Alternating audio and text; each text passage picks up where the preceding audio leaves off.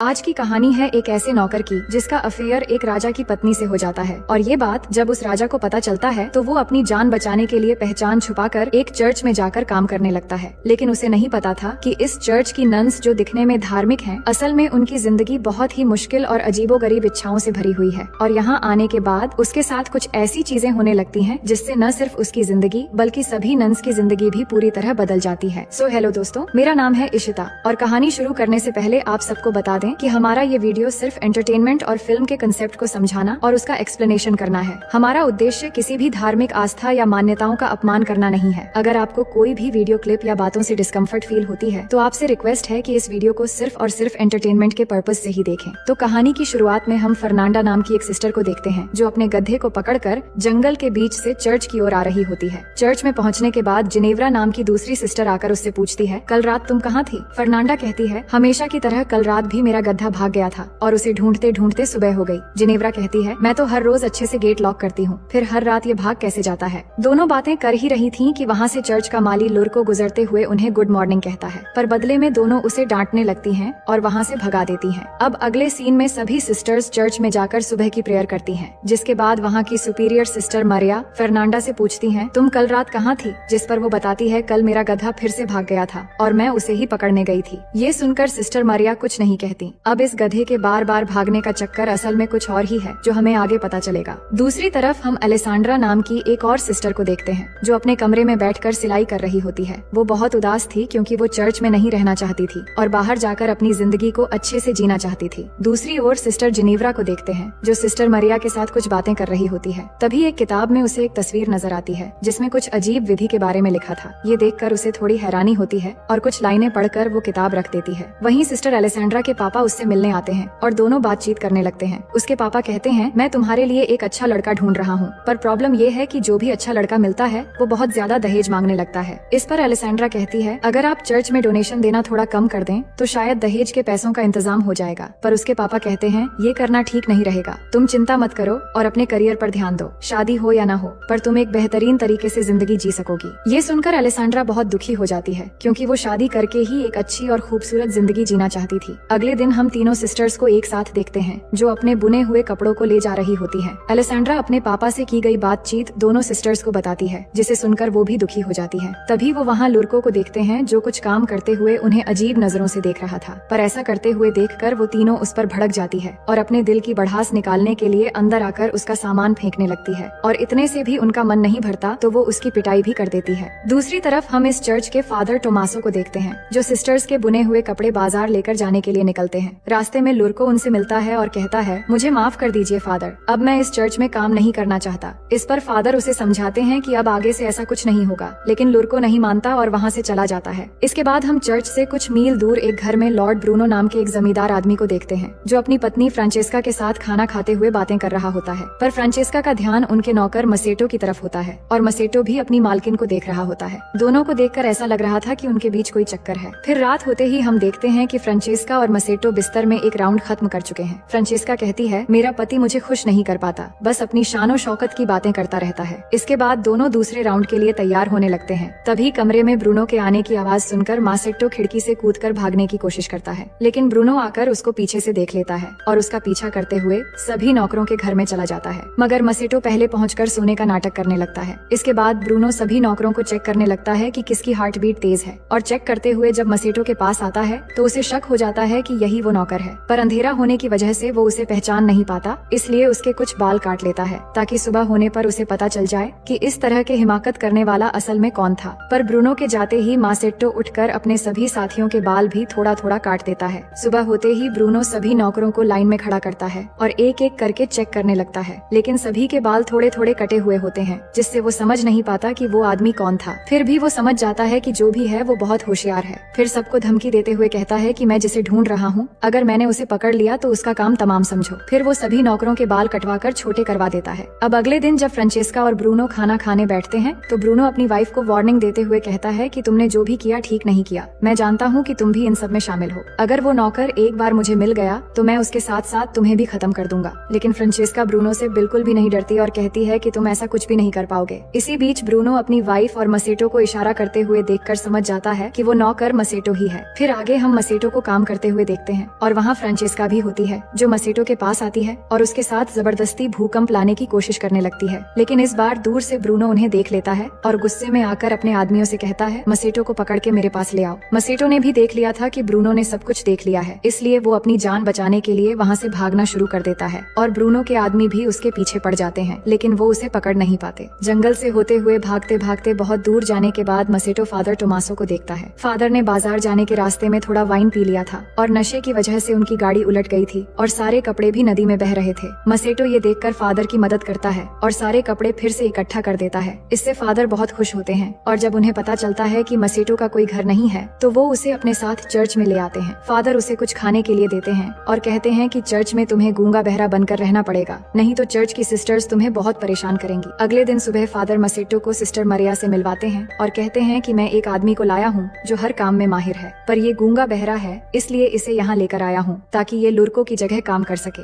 ये सुनकर मरिया भी उसे काम पर रख लेती है। अब उसी दिन से मसेटो काम पर लग जाता है, पर सिस्टर अलेसांड्रा और फर्नांडा को नहीं पता था कि मसेटो को काम पर रखा गया है। तो फर्नांडा उसे घुसपैठिया समझकर भागते हुए उसके पास आती है और एक कुल्हाड़ी से डराकर उससे पूछने लगती है कि तुम कौन हो। तभी सिस्टर अलेसांड्रा जल्दी से मरिया को लेकर आती है और मरिया आकर उन्हें बताती है कि ये उनका नया माली है जिसका नाम मसेटो है और ये गूंगा बहरा है। फिर मरिया की बात सुनकर फर्नांडा उसे छोड़ देती है। इसके बाद हम सिस्टर मरिया और अलेसांड्रा को देखते हैं, जहाँ मरिया बताती है कि तुम सिस्टर्स ने मिलकर जो कपड़े बुने थे वो फादर से बाजार जाते समय लुटेरों ने जबरदस्ती छीन ली। मुझे अफसोस है कि तुम लोगों की मेहनत बेकार चली गई, पर अब से कपड़े बुनने के काम को बढ़ाने के लिए हम कुछ और लोगों को भी ले आएंगे ताकि कम समय में ज्यादा कपड़े बनाए जा सकें। इसके बाद अलेसांड्रा को वायोला नाम की एक बूढ़ी नन के साथ कपड़े बनाने के काम करते हुए देखते हैं, पर इस दौरान उससे कपड़े बनाने की फ्रेम टूट जाती है तो उसे ठीक करवाने के लिए वो मसेटो के पास जाने लगती है। पर तभी सिस्टर जिनेव्रा अलेसांड्रा को जाते हुए देख लेती है और छिपकर उस पर नजर रखने लगती है। अलेसांड्रा मसेटो से वो फ्रेम ठीक करने के लिए कहती है, जिसे मसेटो ठीक करने लगता है। लेकिन अलेसांड्रा यहाँ अपने दिल की भड़ास निकालने लगती है कि वो यहाँ नहीं रहना चाहती और ना ही सिलाई का काम करना चाहती है। वो यहाँ से बाहर निकलकर अपनी जिंदगी को अच्छे से जीना चाहती है। पर ये सुनते हुए भी मसेटो कोई एक्सप्रेशन नहीं देता क्योंकि वो सभी के सामने गूंगा बहरा बना हुआ है। अलेसांड्रा भी ये जानती थी कि मसेटो कुछ नहीं सुन पाएगा और ना ही किसी से कुछ कह पाएगा। इसके बाद रात के समय मसेटो के कमरे में फादर आते हैं और उससे पूछते हैं आज का दिन कैसा गया,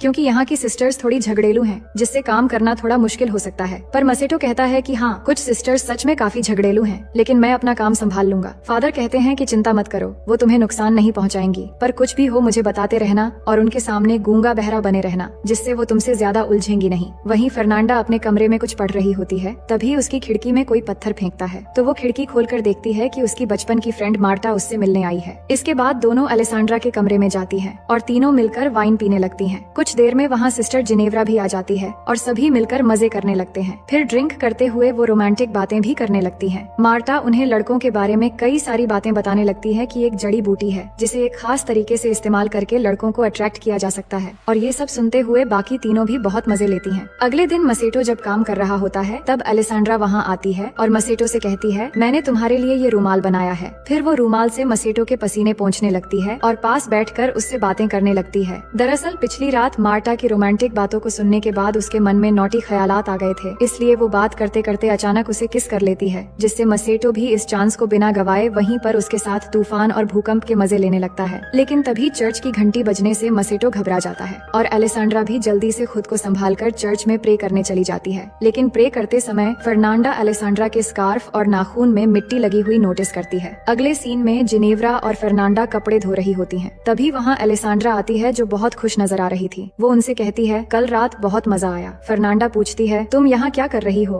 और तुम्हारे कपड़े इतने गंदे कैसे हो गए? जिस पर वो कहती है कि मैं उस नए माली के साथ उसके कामों में हाथ बटा रही थी जिससे कपड़े गंदे हो गए। ये सुनकर उन दोनों को यकीन नहीं होता क्योंकि अलेसांड्रा कोई भी काम नहीं करती थी, पर फर्नांडा काफी शातिर थी। वो समझ चुकी थी कि अलेसांड्रा जरूर कुछ छिपा रही है। फिर आगे हम फर्नांडा और मार्टा को जंगल में देखते हैं जो उस जड़ी बूटी को खोजती हैं। फिर वो उस जड़ी बूटी को उबालकर एक लिक्विड तैयार करती हैं, जिसके बाद मार्टा फर्नांडा की आंखों में उस लिक्विड की 2 बूंद डालती है और फिर उसकी उंगली में कट लगाकर थोड़ा खून लेकर उसके गालों पर लगाती है। लेकिन ये सब जिनेव्रा छिपकर देख रही होती है। इसके बाद फर्नांडा और मार्टा मसेटो के कमरे में जाती हैं, जहाँ फर्नांडा उसे चाकू दिखाकर डराती है। फिर दोनों मिलकर मसेटो को अपनी तरफ अट्रैक्ट करने की कोशिश करने लगती हैं। मसेटो को ये सब अजीब लगता है कि ये उसके साथ क्या कर रही है, पर धीरे धीरे वो भी अपना कंट्रोल खो देता है, जिसके बाद तीनों मिलकर इस तूफान और भूकंप का भरपूर मजा लेते हैं। फिर अपना काम खत्म होने के बाद दोनों घर से बाहर आ जाती हैं। तभी वहाँ आकर उन्हें जिनेव्रा मिलती है और पूछती है, तुम दोनों यहाँ क्या कर रही हो? जिस पर वो उसकी बातों का कुछ खास जवाब नहीं देती और बहाना बनाकर वहाँ से चली जाती है। लेकिन जिनेव्रा समझ जाती है कि वो उससे कुछ छिपा रही है। अगली सुबह हेड फादर बिशप चर्च घूमने आते हैं तो फादर टोमासो और मरिया उनका स्वागत करते हैं। दूसरी तरफ मसेटो अलेसांड्रा के कमरे में जाता है और दोनों फिर से एक बार तूफान और भूकंप के मजे लेने लगते हैं। पर इसी बीच सिस्टर वायोला कमरे में आ जाती है, जिसे वो पहले नोटिस नहीं कर पाते। लेकिन अचानक मसेटो उसे देखकर बोल पड़ता है, जिससे अलेसांड्रा चौंक जाती है। पर वायोला के आ जाने से दोनों घबरा जाते हैं और अलेसांड्रा खुद को ठीक करते हुए वायोला की मदद करने लगती है और मसेटो बिस्तर के नीचे छिप जाता है। उनका लक अच्छा था क्योंकि सिस्टर वायोला सुन नहीं सकती थी, इसलिए वो उनकी हरकतें नहीं समझ पाती। बाद में मसेटो बिना कोई भी आवाज किए खिड़की से निकल जाता है। अगले दिन जिनेव्रा मसेटो को आराम करते हुए देखती है और उसे अट्रैक्ट करने के लिए वो जड़ी बूटी बनाने लगती है, लेकिन वो इसे आंखों में डालने के बजाय पी लेती है। फिर वो अपने हाथ से खून निकालकर गालों पर लगा लेती है। वहीं अलेसांड्रा मसेटो के कमरे में आती है और उससे पूछती है कि उसने झूठ क्यों बोला कि वो गूंगा है। इतने में जिनेव्रा के आने की आवाज सुनकर अलेसांड्रा एक कोने में जाकर छिप जाती है और मसेटो सोने का नाटक करने लगता है। जिनेव्रा जड़ी बूटी के नशे में मसेटो के पास आकर चिपकने लगती है और अजीब अजीब हरकतें करने लगती है। लेकिन फर्नांडा के आने की आवाज सुनकर वो भी जाकर छिप जाती है जहाँ पहले से अलेसांड्रा थी और एक दूसरे को देखकर दोनों चौंक जाते हैं। इसके बाद फर्नांडा कमरे में आती है और चाकू से डराकर मसेटो के हाथ बांधकर उसकी आंखों पर पट्टी लगा देती है और फिर उसे डरा धमकाकर जंगल की तरफ ले जाने लगती है। पर अलेसांड्रा और जिनेव्रा छिपकर उसका पीछा करती हैं। फिर जब वो जंगल के बीच पहुंचते हैं तब तक रात हो चुकी थी। वो देखते हैं जंगल के बीचों बीच आग जली हुई है और वहाँ कई सारी लड़कियां बिना कपड़ों के नाच रही हैं और पास में उन्होंने मसेटो को भी बांध के रखा हुआ था। अलेसांड्रा कहती है कि ये लोग क्या कर रहे हैं। जिनेव्रा कहती है, मैंने इस तरह के विधि के बारे में एक बार पढ़ा था जिसमें इंसानों की बलि देकर कुछ लड़कियां चुड़ैल की शक्ति हासिल करती हैं और यहाँ पर हमें पता चलता है कि फर्नांडा रोज गधे के बहाने ये सब करने आती थी और अब मार्टा भी इसमें शामिल हो चुकी है। मार्टा और फर्नांडा मसेटो को बलि देने ही वाली होती हैं। तभी मसेटो डर के मारे बोल पड़ता है कि मुझे छोड़ दो। ये सुनकर उन्हें भी पता चल जाता है कि मसेटो गूंगा बहरा नहीं है। वही नशे की हालत में जिनेव्रा भी कपड़े उतारकर उन लड़कियों के साथ नाचना शुरू कर देती है और ये देखकर सभी लड़कियां भागने लगती हैं और मार्टा जाकर जिनेव्रा से झगड़ने लगती है कि वो यहाँ क्यों आई है। इसी बीच फर्नांडा मसेटो को बलि देने वाली होती है। तभी अलेसांड्रा वहाँ पहुंचकर फर्नांडा से चाकू छीन लेती है और मसेटो को बचा लेती है। वहीं जिनेव्रा और मार्टा के हाथापाई में जिनेव्रा मार्टा को डंडे से मारकर बेहोश कर देती है। फिर उसके कपड़े पहनकर वो गधे को लेकर चर्च की तरफ भाग आती है। चर्च पहुंचकर वो चिल्लाने लगती है कि फर्नांडा एक चुड़ैल है और ये सब आवाज सुनकर फादर बिशप बाहर आते हैं तो जिनेव्रा आकर उन्हें बताने लगती है कि फर्नांडा एक चुड़ैल है। इतने में फर्नांडा, अलेसांड्रा और मसेटो भी वहाँ पहुँच जाते हैं। अलेसांड्रा फादर से कहती है ये झूठ बोल रही है और आज इसने वो जड़ी बूटी लिया और नशे की हालत में बकवास कर रही है। पर जिनेव्रा कहती है, नहीं, मैं झूठ नहीं बोल रही हूँ, ये सब एक साथ मिले हुए हैं और ये दोनों इस माली के साथ इंटीमेट भी हो चुकी हैं। ये सुनकर फादर बिशप मरिया को बुलाकर बाहर लाते हैं और पूछते हैं कि ये सब क्या हो रहा है। तभी फादर टोमासो भी मरिया के कमरे से बाहर आते हैं, जिसे देखकर सभी लोग हैरान रह जाते हैं और फादर बिशप भी समझ जाते हैं कि इस चर्च में अब तक क्या चल रहा था। इसके बाद अगले दिन फादर बिशप एक एक करके सभी को सजा सुनाते हैं और गोड से माफी मांगने के लिए कहते हैं और फादर टोमासो को सबसे बड़ी सजा मिलती है क्योंकि उन्होंने फादर होने का गलत फायदा उठाया था। उन्हें सजा के तौर पर एक ऐसे आश्रम में भेज दिया जाता है जहाँ सिर्फ मर्द रहते हैं और मसेटो को फिर से लॉर्ड ब्रूनो के हवाले कर दिया जाता है जहाँ लॉर्ड के सिपाही उसे बंदी बना लेते हैं। इसके बाद हम तीनों सिस्टर्स को देखते हैं जो एक दूसरे से माफी मांगती हैं। सिस्टर जिनेव्रा भी फर्नांडा से कहती है, मुझे माफ कर देना। फिर तीनों मसेटो के बारे में सोचने लगती हैं कि शायद लॉर्ड ब्रूनो उसे मार डालेगा, इसलिए वो उसे बचाने का एक प्लान बनाती है। उधर लॉर्ड ब्रूनो ने मसेटो को जेल में बंद कर दिया था